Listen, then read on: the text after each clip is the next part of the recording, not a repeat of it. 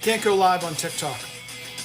It doesn't push it out. So I did over 1,000 hours on there. I think TikTok is really clamping down. So yours truly, Bruno, is now a podcaster primarily on Substack and YouTube. So let's, instead of me setting the stage, let's just listen to Mr. Scott Ritter, who I think has done a very, very nice job of explaining. All Americans need to understand. This attack was against Russia's nuclear bombers. And let me give you a scenario. You're familiar with the Trump administration basically declaring war against the Mexican cartels, are you not? You're familiar with that? Yes. Okay, now what would you do? What would you think?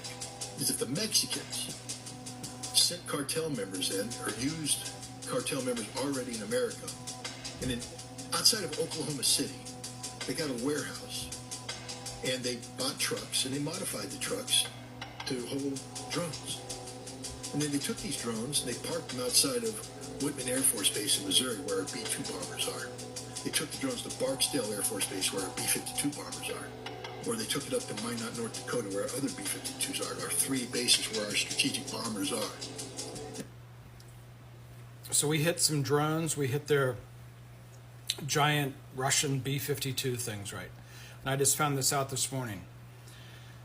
Part of our nuclear deterrence treaties with Russia is that those planes have to be visible on the tarmac at all times, so that we can never have this sense of like, oh my God, did Russia just put 2 of their biggest bombers in the air? And I think if they do, they have to inform the other side. This is how serious this is, right?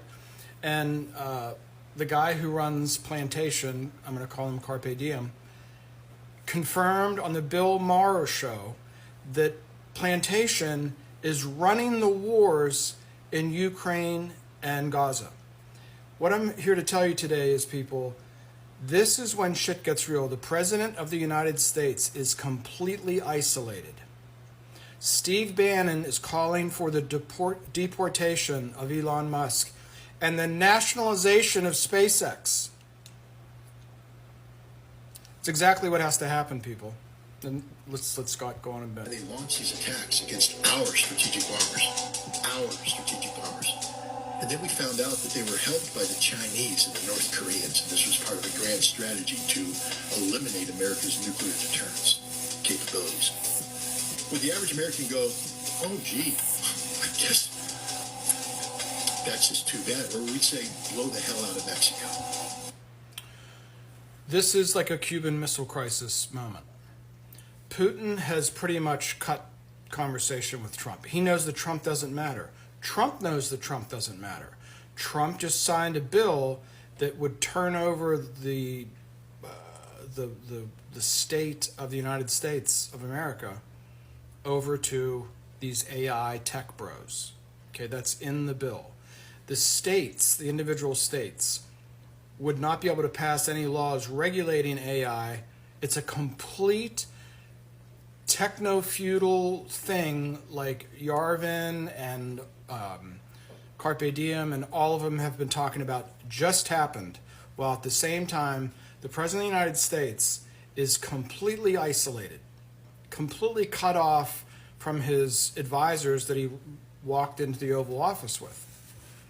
Remember the famous picture of Bobby and John Kennedy like standing up at the window and they're like sort of shoulder to shoulder with each other? And the joke was the only people they trusted were each other. Bannon calling for the nationalization of SpaceX is your moment where the whole left-right paradigm has just vanished. Okay? I think there was a guy on TikTok for the last 4 years talking about some sort of neo-Confederacy thing. Yeah, the neo-Confederacy is now against Donald Trump. And you know, I bust his balls every day. Like, the U.S. president is now so isolated that he's going to have to make a decision. Nobody knows what Putin's going to do. Putin has cut off all negotiations with Zelensky. It's over. So the thing you've seen on TikTok this morning, these massive bombardments around the Ukraine, people are like, what has he accomplished with this? The rules just changed, people. What they just did is they've gone from the special military operation to a full-scale war against the state and the perpetrators of the state of the Ukraine. So if you get on Zero Hedge right now, they can see like like a provincial state building, like where all the bureaucrats would work, like in Harrisburg in Pennsylvania or Sacramento. And it clearly was just hit by one big missile and just blew the whole guts of the thing. Putin is dismantling the Ukrainian state in a way that Scott Ritter explained they have not been doing. They didn't go after the bridges. They didn't go after the power plants. They didn't go after, they went after military buildings, but they did not go after state administrative buildings. That is happening right now. The President of the United States almost has no allies in Washington, D.C. He's basically like him and Steve Bannon's talking about deporting Elon Musk. And I'm all fucking for it. They should nationalize SpaceX, Starlink, Tesla, Plantation, the whole infrastructure of AI. It's like Prince. Like, you either own your masters or your masters own you. That's where we are, people. Like, if you hate Trump, that's fine. It doesn't matter. But this is a moment where it doesn't matter who's in the fucking White House.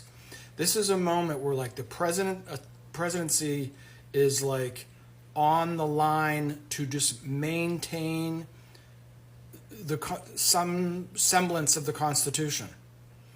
My point is even Trump sort of knows that he's fucked.